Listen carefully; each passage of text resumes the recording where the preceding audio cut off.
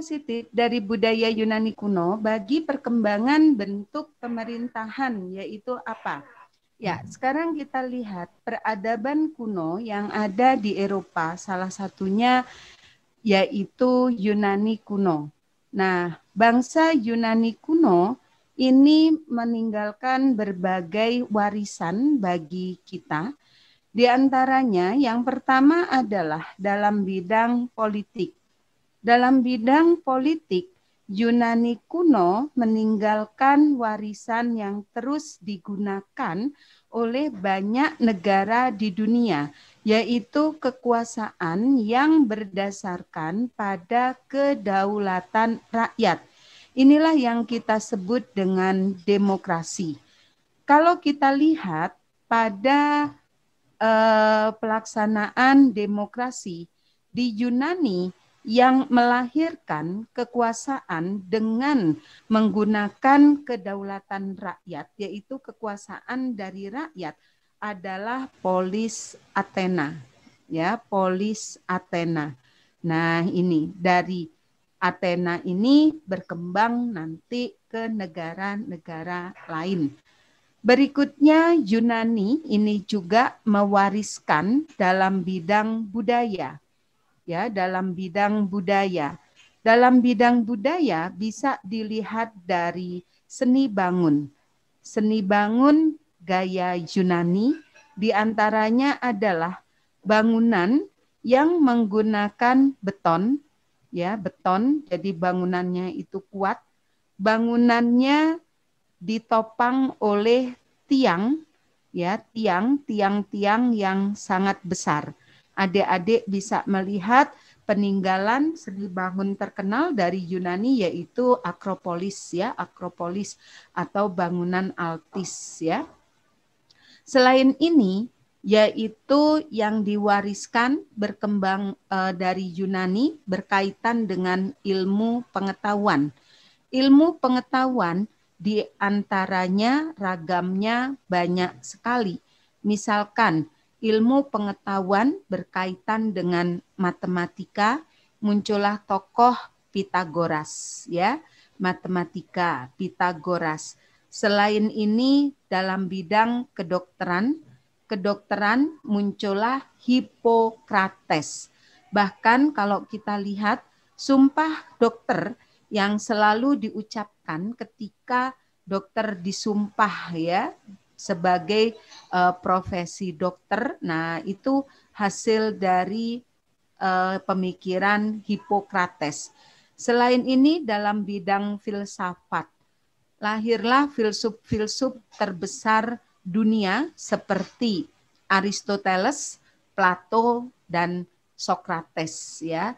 Jadi yang paling tua adalah Socrates, Plato, baru Aristoteles. Atau misalkan dalam bidang sejarah, muncul bapak sejarah dunia, yaitu Herodotus, ya. Dikenal sebagai bapak sejarah dunia karena muncul tentang penelitiannya yang sudah dikaitkan sejarah sebagai ilmu dan lain-lain, ya, dan lain-lain. Nah, dan lain-lain ini contohnya banyak, ada dalam bidang fisika, ya, ada dalam bidang biologi. Oke, selain ini dalam bidang olahraga, warisan dari bangsa Yunani, yaitu pesta olahraga yang melambangkan persatuan yang dimulai dari Bukit Olympus yang disebut dengan Olimpiade. Nah, ini ya, kita lihat. Jadi kita lihat soal nomor 11. Pengaruh positif. Positif itu berarti pengaruh baik dalam bidang pemerintahan. Pemerintahan berarti ke arah politik. Mana warisan dari Yunani, yaitu sistem pemerintahan demokrasi, ya. Jadi nomor 11 jawabannya adalah yang B. Oke, baik.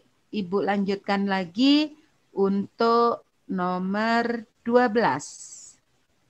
Oke, baik. Untuk nomor 12, nah masih ada kaitan, jadi Ibu taruh sini saja, dijadikan satu layar, ya.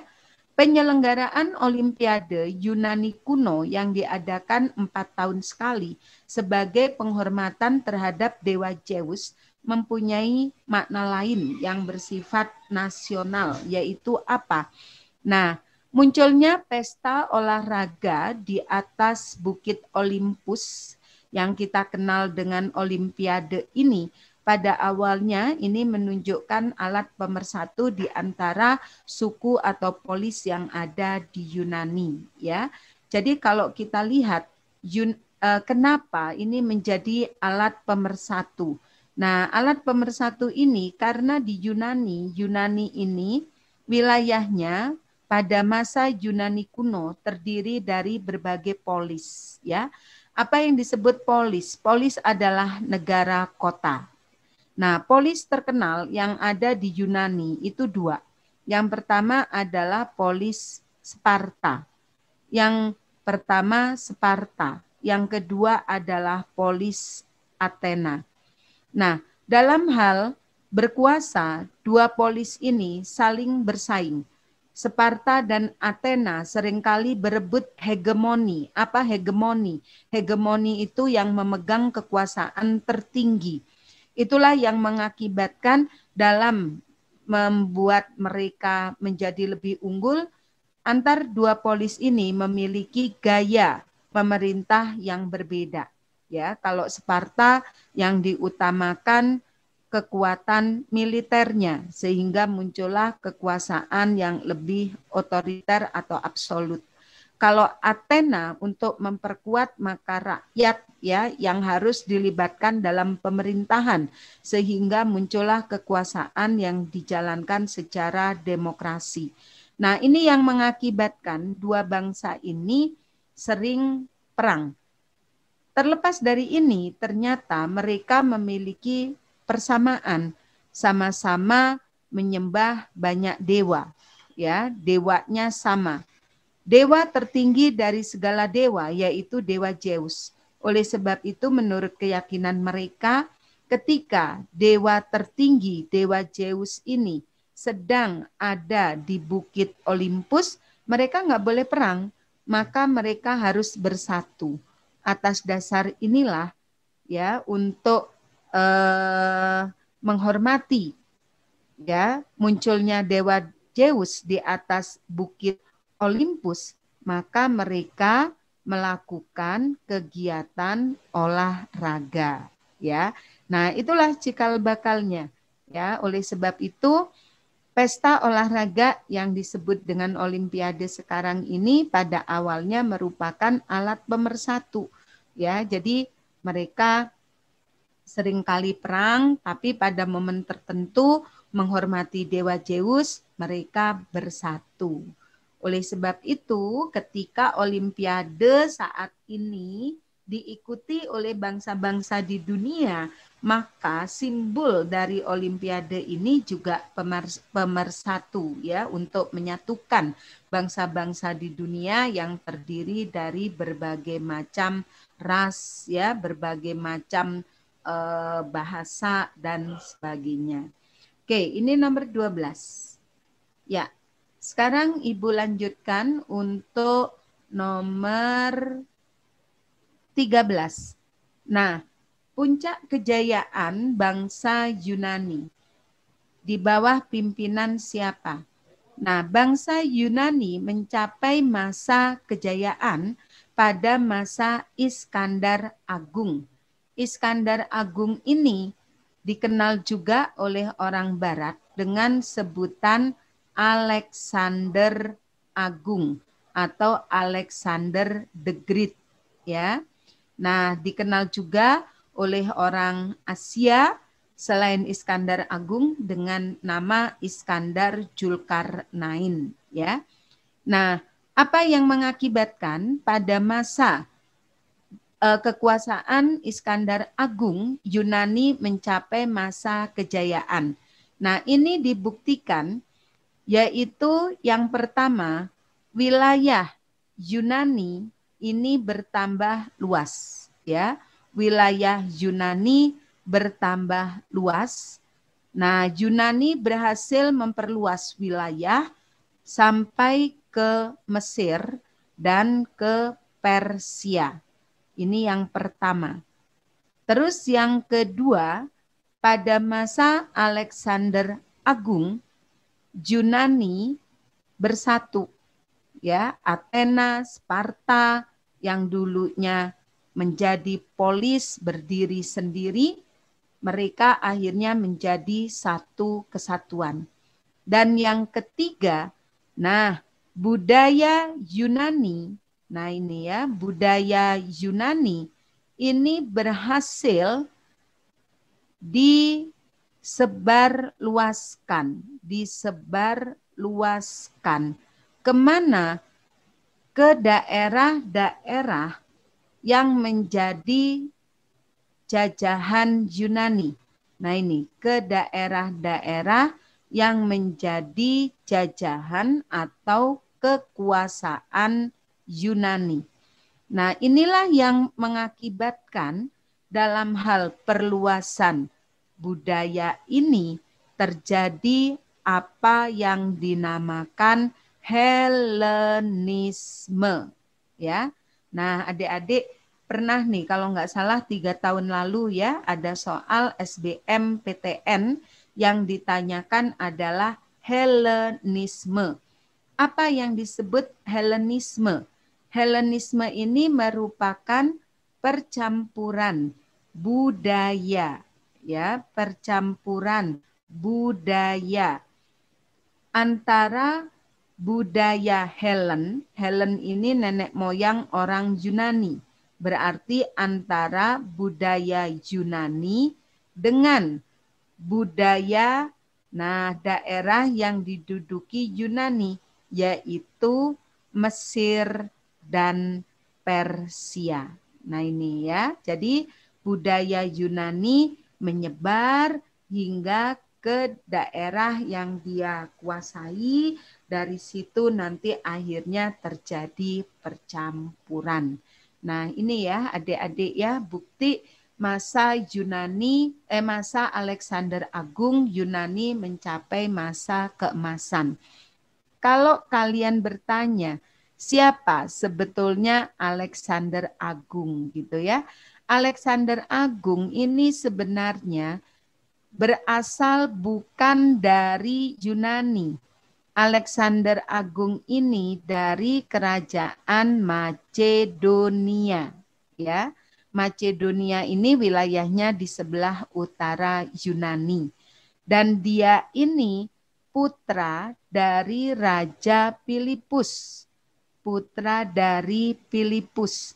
Filipus, raja dari Macedonia yang berhasil mengalahkan Yunani. Yunani nanti akhirnya kalah dengan Macedonia, memanfaatkan kelemahan Yunani berkaitan dengan seringnya perang antar polis, ya. Setelah Filipus meninggal digantikan Alexander, dan Alexander ini dia menyadari bahwa Yunani budayanya sudah hebat, maka ketika memimpin Yunani dia malah menyebarkan budaya Yunani. Jadi tidak mengubah budaya Yunani, ya. Baik, itu adik-adik untuk nomor 13. Oke, Ibu lanjutkan lagi untuk nomor 14 ya. Nomor 14. Bangunan raksasa, tempat melaksanakan pekan olahraga untuk menghormati dewa Zeus. Nah, jadi pekan olahraga Olimpiade tadi ya untuk menghormati dewa Zeus dilakukan di mana? Yaitu di Altis ya, di Altis. Nah, pada pelaksanaan ini biasanya yang dipertandingkan contohnya ada lari ya, terus ada memanah ya. Selain memanah ada lempar cakram. Nah, seperti kayak atletik. Nah, itu pelaksanaannya di mana? Yaitu dilaksanakan di sebuah tempat yang disebut dengan Altis. Oke, baik. Ibu lanjutkan lagi untuk soal soal nomor 15. Ini enggak banyak diterangin ya. Nomor 15. Nah, berkaitan dengan Romawi ya. Setelah Yunani mencapai masa kemunduran ditandai dengan meninggalnya Alexander Agung, Eropa jatuh ke bangsa Romawi ya. Nah, dulu Romawi merupakan wilayah bawahan Yunani. Ketika Yunani lemah, mereka lepas. Akhirnya Romawi muncul sebagai sebuah kekuatan baru di Eropa. Ibu kota Romawi ini pada awalnya adalah di Roma. Nah, ibu kota awalnya di Roma. Oke, ketika Romawi dikuasai oleh Konstantin Agung, ya, Raja Konstantin Agung. Nah, Konstantin Agung ini memindahkan ibu kota Romawi dari Eropa Barat dipindahkan ke Bizantium. Ini ya, dipindahkan ke Bizantium. Bizantium ini posisinya ada di Eropa Timur. Nah, Bizantium lambat laun dikenal sebagai kotanya Tuan Konstantin, sehingga dikenal sebagai Konstantinopel. Nah, ini ya, jadi ibu kota Romawi awalnya dari Roma, masa Raja Konstantin dipindah ke Bizantium atau Konstantinopel. Nah, untuk apa? Nah, ini salah satu tujuannya adalah D, mengawasi jalur perdagangan dan pelayaran. Perpindahan ini yaitu berkaitan dengan pengembangan bidang ekonomi Romawi.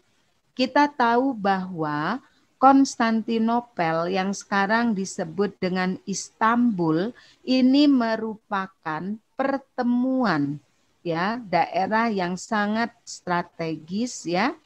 Nah, ini merupakan pertemuan jalur pelayaran antara Asia dan Eropa. Ya, pertemuan jalur pelayaran atau jalur perdagangan antara kawasan Asia dengan Eropa. Nah, ini. Jadi inilah maka ini memindahkan ibu kotanya ke Romawi Timur. Nah, jadi jawabannya 15 yang E ya. Oke, nanti Romawi masa Raja Theodosius akhirnya Romawi terbagi dua. Ada Romawi Timur, ada Romawi Barat. Romawi yang timur, ibu kotanya tetap di Konstantinopel, ya, tetap di Konstantinopel. Sedangkan Romawi bagian barat, ibu kotanya kelak kembali ke Roma. Nah, ini ya, jadi akhirnya Romawi terbagi dua. Dari dua Romawi ini jelas secara ekonomi yang maju adalah Romawi Timur ya. Romawi Barat ini nanti akhirnya runtuh lebih dulu ya. Runtuh lebih dulu karena diserang oleh bangsa Odoaker. Itulah nanti yang mengakibatkan Romawi bagian barat yang kita kenal dengan Eropa Barat dikuasai oleh golongan gereja sehingga muncul abad ke-8 ya. Nah, ini. Oke, ini runtuh tahun 476 Masehi. Ya, dari sini wilayah Romawi Barat atau yang kita sebut Eropa Barat ini akhirnya dikuasai golongan gereja. Masuklah abad yang disebut dengan abad kegelapan atau the Dark Age, ya. Sedangkan bagaimana dengan Romawi Timur? Romawi Timur lebih bertahan lama, ya, baru runtuhnya 1453, ya. Ini baru runtuh Eropa Timur ini. Eropa Timur runtuh diruntuhkan oleh kerajaan Islam terbesar pada masanya, yaitu Turki Utsmani. Oke, sebentar. Ini adalah Eropa Timur, ya. Nah, runtuh 1453 oleh Turki Utsmani. Sejak itu akhirnya Eropa Timur ini dikuasai oleh Turki dan Turki akhirnya mengislamkan, ya. Oke, baik adik-adik, untuk nomor 15 itu ya. Kita lanjutkan lagi nomor 16. Ya, nomor 16. Kebudayaan Eropa yang berkembang hingga sekarang adalah berawal dari kebudayaan masa lampau, yaitu budaya mana?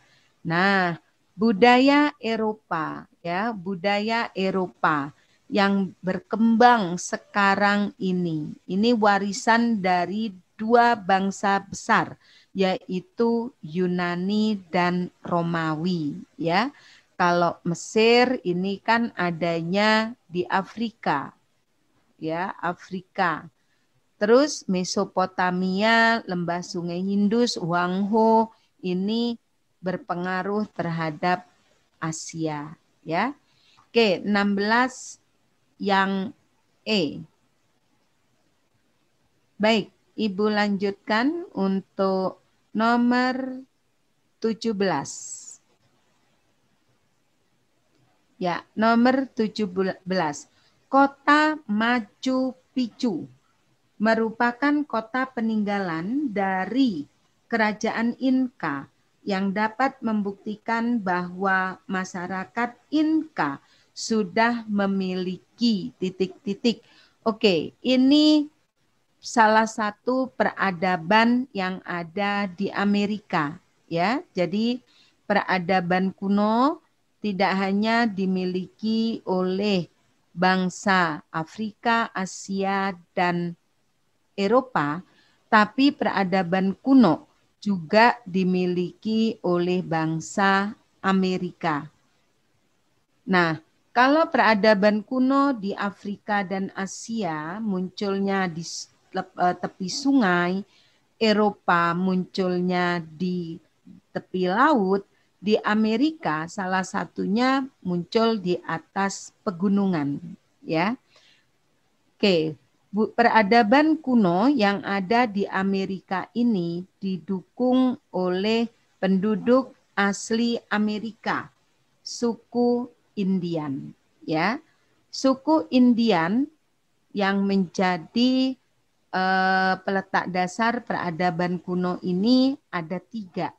Yang pertama Indian Inka, yang kedua Indian Maya, dan yang ketiga Indian Aztec, ya, Aztec.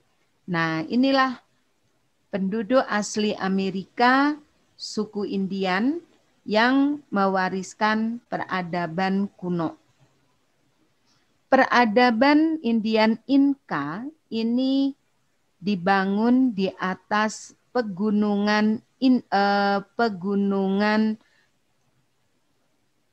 apa itu yang Andes, ya, pegunungan Andes. Nah, pegunungan Andes ini adanya di Peru.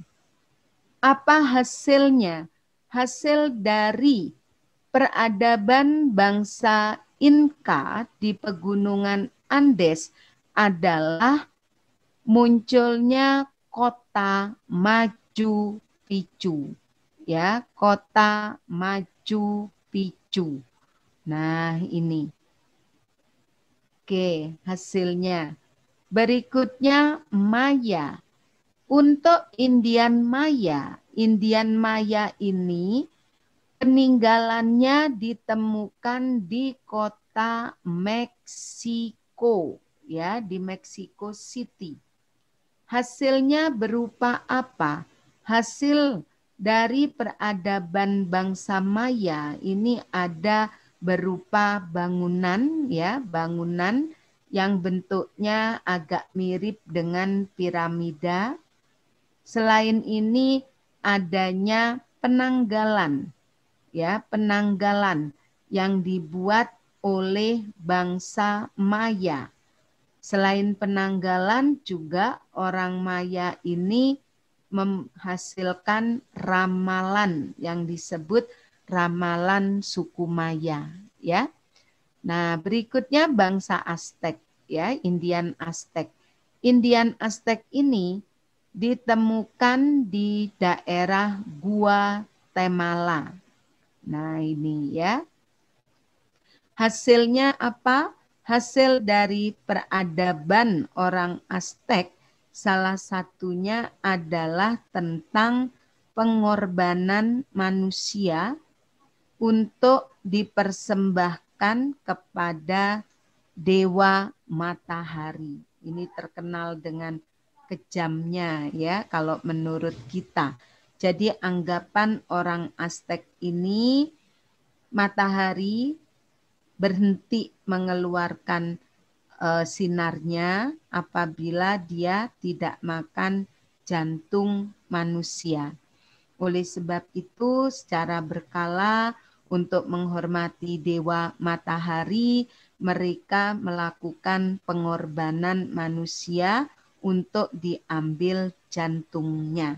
Oleh sebab itu, siapa manusia yang dikorbankan, itulah orang-orang yang biasanya dikalahkan dalam perang. Ya, nah ini. Oke, sekarang kita lihat soalnya. Kota Machu Picchu berarti peninggalan dari suku Inka, Indian Inka. Menunjukkan apa? Yaitu munculnya tingkat peradaban yang tinggi. Ya, bukti tingkat peradaban tinggi ini bisa dilihat dari struktur bangunan. Ya, bangunannya luar biasa. Bangunan orang Inka berupa kota Machu Picchu ini dibangun di atas gunung, ya, di atas gunung, dan tentunya menggunakan teknologi yang luar biasa agar tidak mudah runtuh. Bangunan ini sangat kokoh, ya, sangat kokoh. Bahkan di bangunan ini sinar matahari itu bisa masuk di tengah-tengah bangunannya, ya.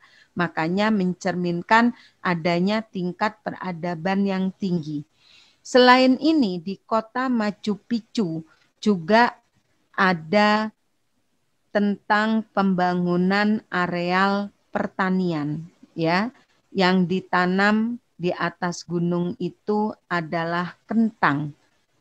Dilengkapi pertanian ini dengan saluran irigasi yang sangat teratur.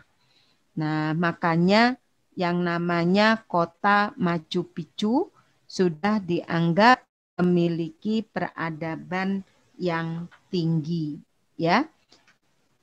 Untuk suku Indian, nah ini sekalian, ya. Soal nomor 20. Nah, adik-adik, soal nomor 20 ini adalah soal UTBK tahun 2019, ya. Ini UTBK 2019. Nah, tentang suku Indian yang ditanyakan yaitu bukan hasil budaya dari Inka, Maya, dan Aztec, ya, tetapi yang menghuni wilayah Amerika Latin yaitu suku Indian ini. Ketika bangsa Eropa tiba, bangsa Eropa yang pertama tiba di kawasan ini adalah Spanyol, ya, bangsa Spanyol. Nah, ketika pertama mereka tiba di sana, mereka sudah berinteraksi, ya. Mereka melakukan perdagangan dengan sistem barter, ya. Nah, Ibu maaf, Ibu salah. Mereka sudah melakukan perdagangan gitu ya. Nah, yang dijadikan sebagai alat tukar, ya, alat tukar. Alat tukar ini berarti mata uang, ya, yang dipakai sebagai mata uang dalam perdagangan itu apa? Yaitu coklat, ya. Jadi nomor 20 contoh soal UTBK ini jawabannya alat tukarnya adalah coklat. Nah, disitulah terjadi interaksi antara suku Indian dengan bangsa Spanyol. Sampai akhirnya orang Spanyol bisa masuk ke dalam wilayah orang Indian ini. Dan disitulah dia mengetahui bahwa suku Indian ini banyak memiliki emas. Akibatnya apa? Spanyol akhirnya melakukan penaklukan untuk diambil harta-hartanya, ya.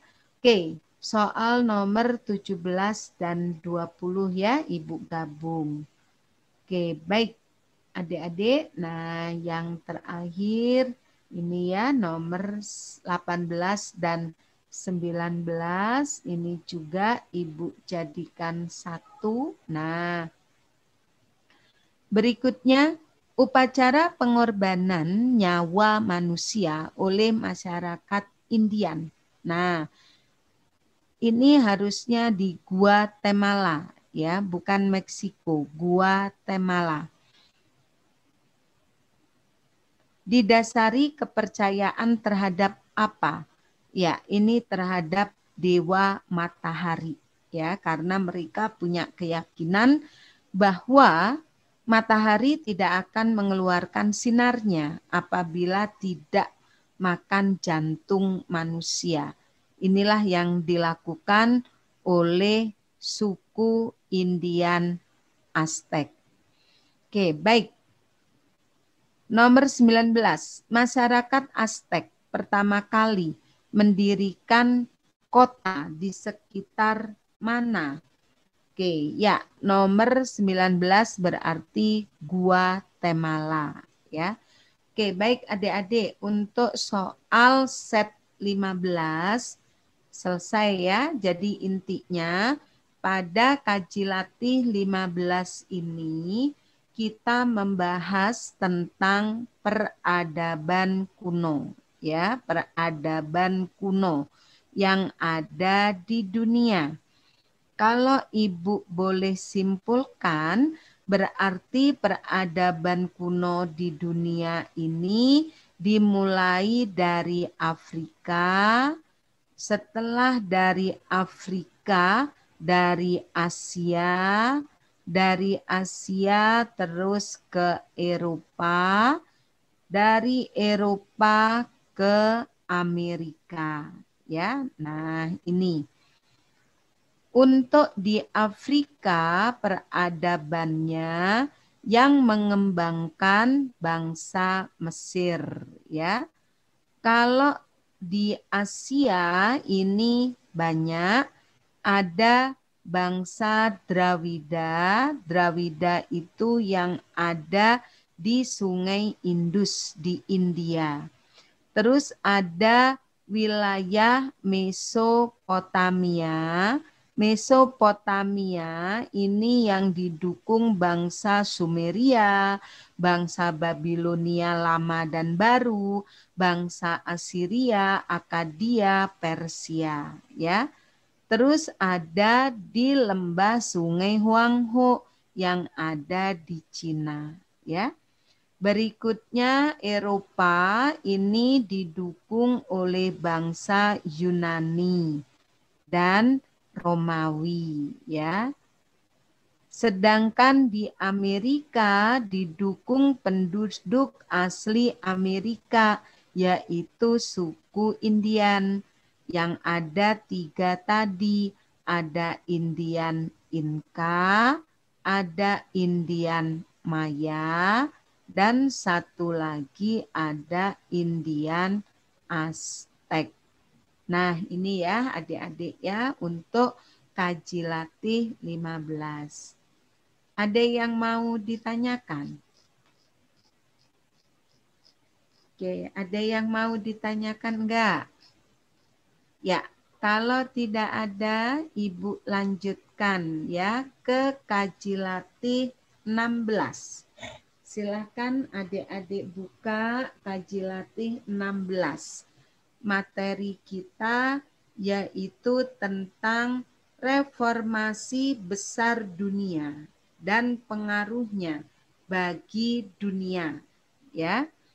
Oke, silahkan dibuka ya sambil Ibu nunggu kalian membuka soal. Nah, Ibu tampilkan ini soalnya ya. Oke, tentang reformasi gereja ya. Reformasi gereja. Oke, baik. Materi set 6 ya, materi set 6 ini tentang reformasi besar dunia yang akan ya di sini ajalah nanti Ibu hapus ya. Yang akan kita pelajari berkaitan dengan reformasi besar dunia. Ada beberapa peristiwa.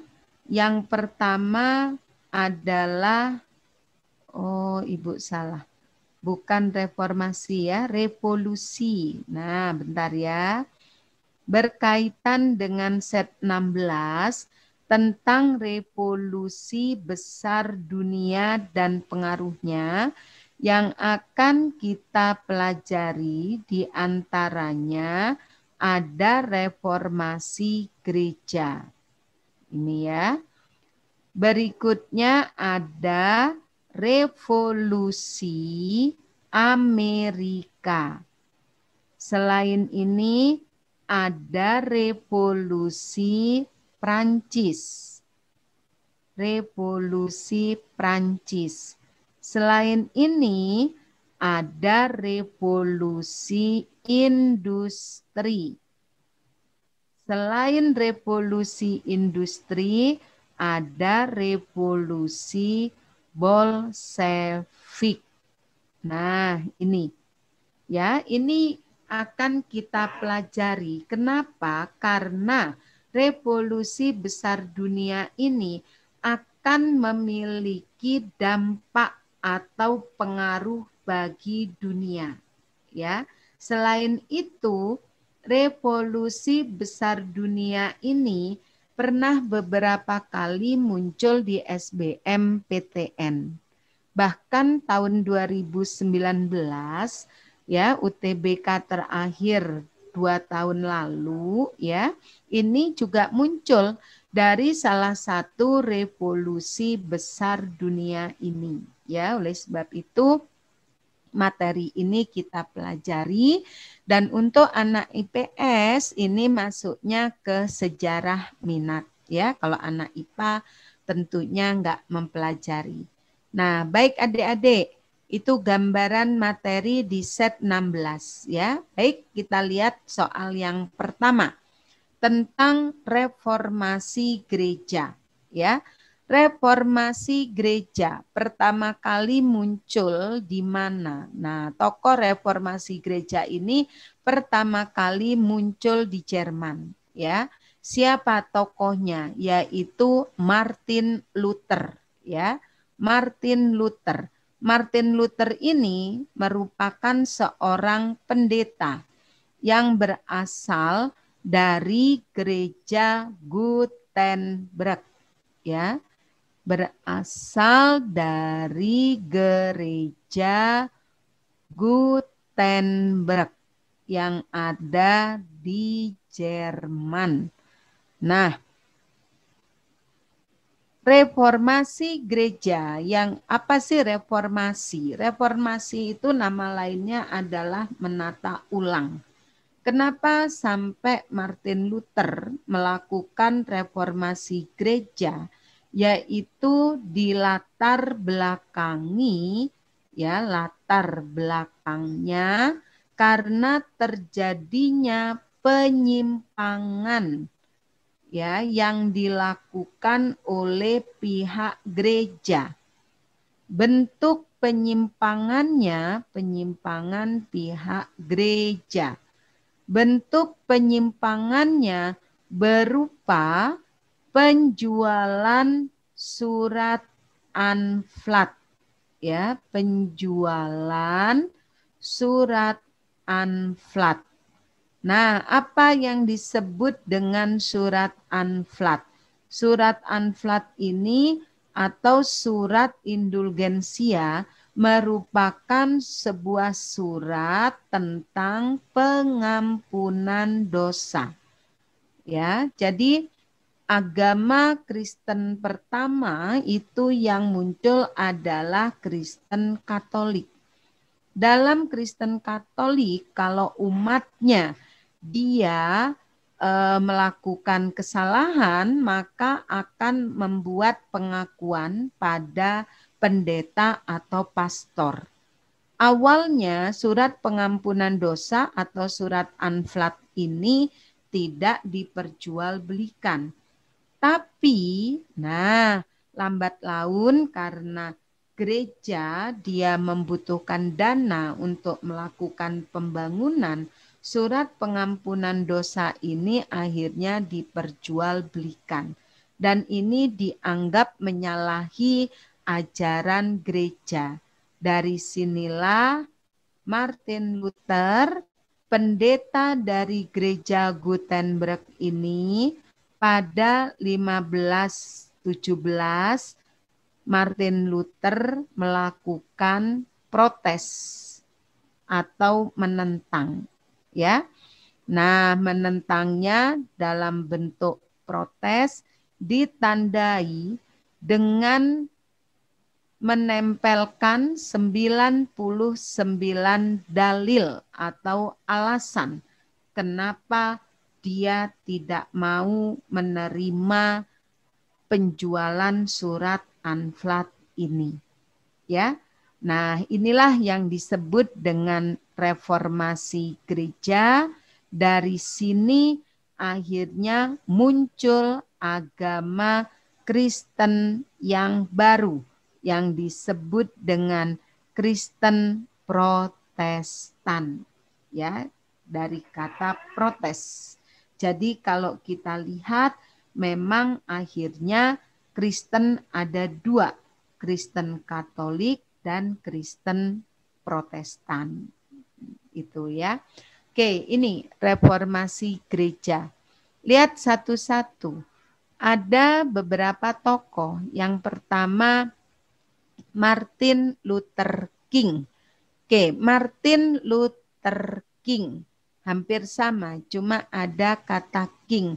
Martin Luther King, tokoh dari Amerika Serikat yang menentang munculnya diskriminasi rasial, ya, yang menentang rasial di Amerika Serikat.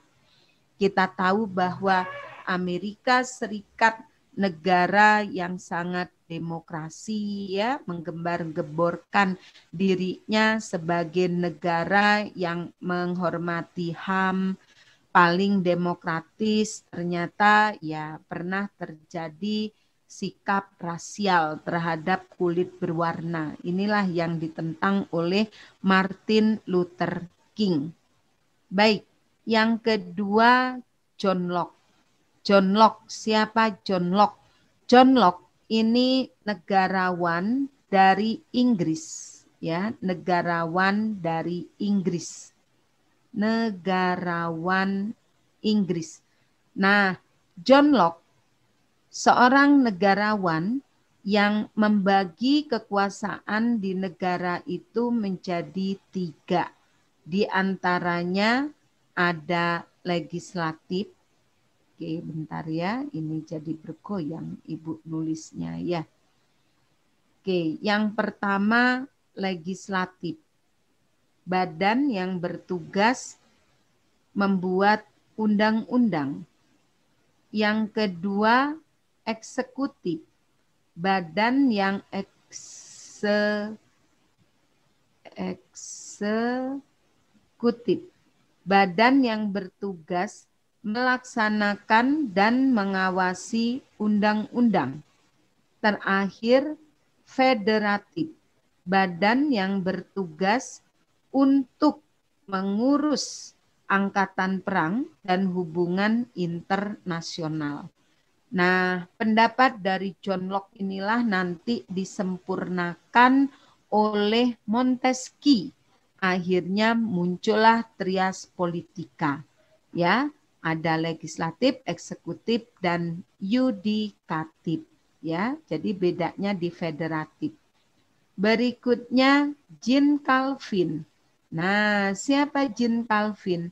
Jean Calvin ini dia tokoh reformasi gereja mengikuti Martin Luther, tapi dia mengembangkan protesnya ke Prancis. Sehingga Prancis pun terkena pengaruh reformasi ini. Muncullah ajaran yang disebut Calvinisme. Nah, itu ya. Oke, berikutnya J.J. Rousseau atau Jean-Jacques Rousseau. Apa yang dilakukan siapa Rousseau?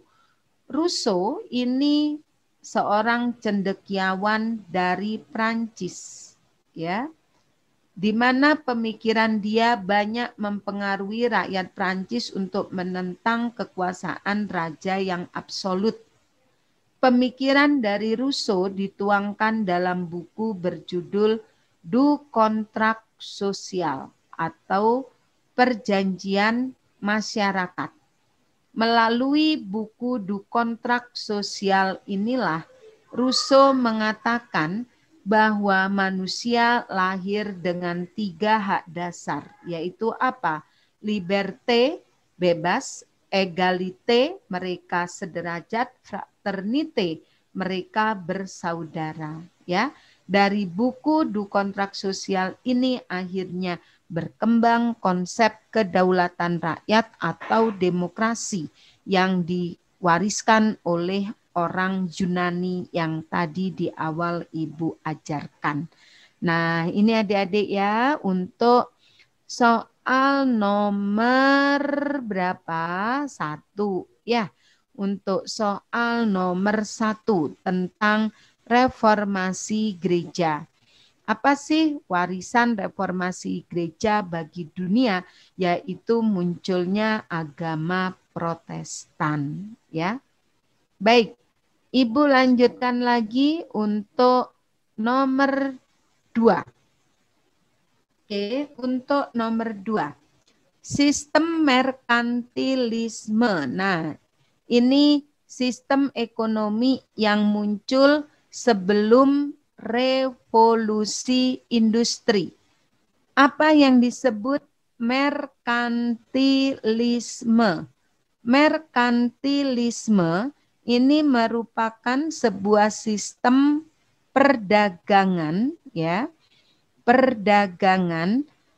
Perdagangan ini dimonopoli, ya, perdagangan yang dimonopoli atau yang dikuasai sepenuhnya oleh negara. Nah, oleh negara. Nah, tujuannya untuk apa? Negara melakukan monopoli. Tujuannya adalah untuk mendapatkan logam mulia sebanyak-banyaknya. Nah ini ya, mendapatkan logam mulia sebanyak-banyaknya, yaitu emas, ya. Selain emas juga bisa wujudnya berupa perak. Nah, sebanyak-banyaknya. Oleh sebab itu, dengan munculnya merkantilisme ini, sebuah negara dia berambisi agar negaranya memperoleh neraca perdagangan yang aktif. Ya, jadi menginginkan neraca perdagangannya aktif, berarti surplus.